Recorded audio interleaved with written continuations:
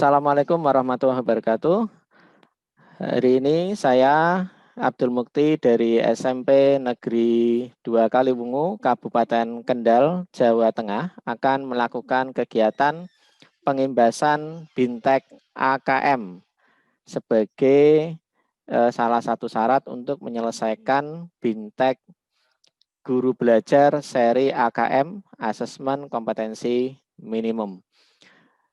Untuk kegiatan yang pertama yaitu kita akan belajar bagaimana untuk bisa login atau masuk di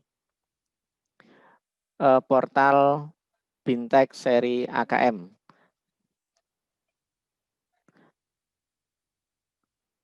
Yang pertama yaitu silakan untuk masuk ke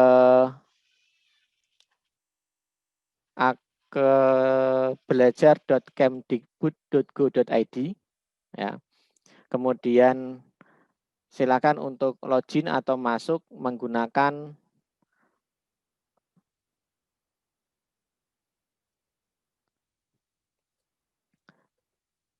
akun seperti nomor UKG ya. Yaitu kita mengenalnya dengan SIM PKB. Nah, kita mengenal dengan nama akun SIM PKB. Nah, di sini dimasukkan nomornya ya, kemudian ada jangan lupa diberi @guruku.id, kemudian password. Nah, karena akun ini mungkin jarang dipakai oleh Bapak Ibu ya. Kalau misalkan lupa bisa menghubungi ketua atau pengurus MGMP-nya masing-masing. Kemudian kita klik masuk. Nah, kemudian akan muncul ada 4 seri. Masa pandemi COVID-19 ini sudah selesai, kemudian pendidikan keterampilan hidup sudah habis kuotanya ya. Nah, kita akan masuk ke asesmen kompetensi minimum yang sedang kita laksanakan. Oke, kita klik selengkapnya. Nah, kemudian kita klik mulai. Nah, jika Bapak Ibu belum melaksanakan kegiatan sama sekali, maka di sini nilainya atau persentasenya adalah 0%. Nah, karena ini saya sudah mulai, ya hampir selesai, maka sudah muncul persentasenya. Oke, kita mulai.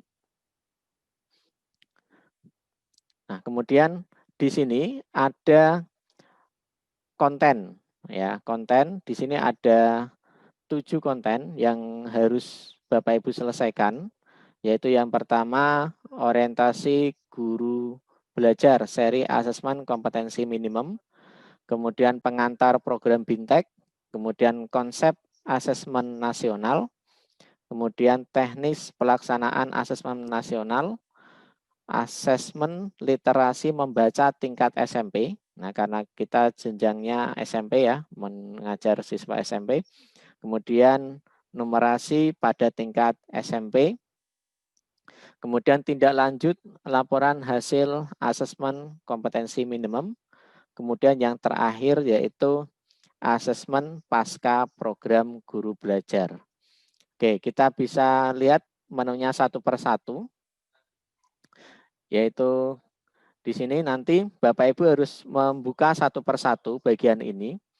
Ya, kita coba buka latar belakang dan kebijakan asesmen nasional. Nah, kemudian ya, silakan ini nanti dibaca ya, dicermati satu persatu. Nah, kemudian di akhir dari setiap halaman atau setiap topik itu akan ditutup dengan next topic. Nah, kemudian kita lanjutkan. Nah, ini adalah materi-materinya ya. Kemudian next topic dan seterusnya. Nah, nanti Bapak Ibu akan sampai ke refleksi. Nah, nanti setelah refleksi Bapak Ibu akan diminta untuk memasukkan atau menuliskan apa saja yang sudah Bapak Ibu pelajari pada bagian pertama ini, pada bagian orientasi ini. Nah, kemudian untuk bagian yang kedua, bagian kedua ini adalah asesmen pra program. Berisi asesmen pra program. Nah, nanti di sini Bapak Ibu akan diminta untuk mengerjakan pretest istilahnya. Nah, di situ ada sekitar 30 soal yang harus Bapak Ibu selesaikan ya untuk melihat kemampuan awal Bapak Ibu sebelum mengikuti BINTEK.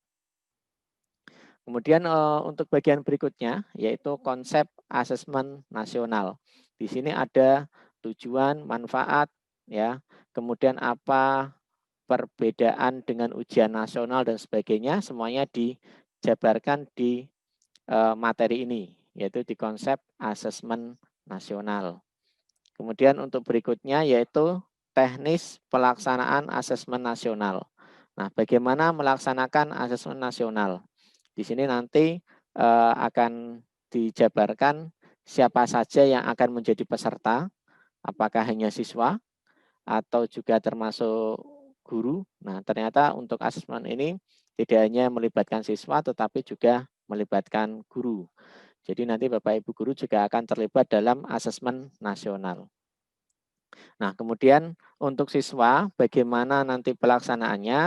Nah, di sini nanti muncul ya kriterianya. Nah, ternyata tidak seluruh siswa, hanya siswa-siswa terpilih saja yang dipilih secara acak oleh sistem.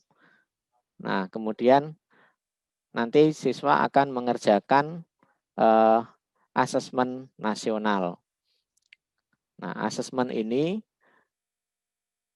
nah di sini ada 3 ya, yang paling utama dari asesmen nasionalnya ada 3 yaitu asesmen kompetensi minimal, yang mana nanti yang ini akan diikuti oleh siswa ya. Ada 2 jenis asesmen literasi dan asesmen numerasi. Kemudian untuk survei karakter dan survei lingkungan belajar, nah ini nanti akan diikuti oleh siswa dan Bapak Ibu guru. Nah, bagaimana bentuknya? Bentuk soalnya yaitu ada pilihan ganda, ada pilihan ganda kompleks, menjodohkan, isian singkat, dan urean. Nah, ini secara umum gambarannya untuk kegiatan AKM.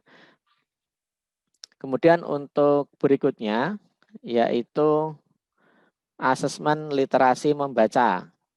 Nah, untuk tingkat SMP, ya nanti bisa dilihat yaitu asesmen kompetensi minimum untuk literasi membaca, yaitu ada konten, proses kognitif, dan konteks. Nah, kemudian nanti di sini pada jenjang SMP terdapat 2 level untuk literasi asesmen literasi membaca tingkat SMP itu ada 2 level pembelajaran. Yaitu ini ada level pembelajaran 2 literasi membaca teks fiksi, level pembelajaran 1 literasi membaca teks fiksi. Ini kemudian teks informasi. Jadi hanya ada teks fiksi dan teks literasi. Kemudian teks fiksi dan teks informasi. Nah, untuk cara-caranya nanti Bapak Ibu bisa klik link ini. Nah, ketika link ini nanti ditekan, maka akan menuju ke tampilan baru.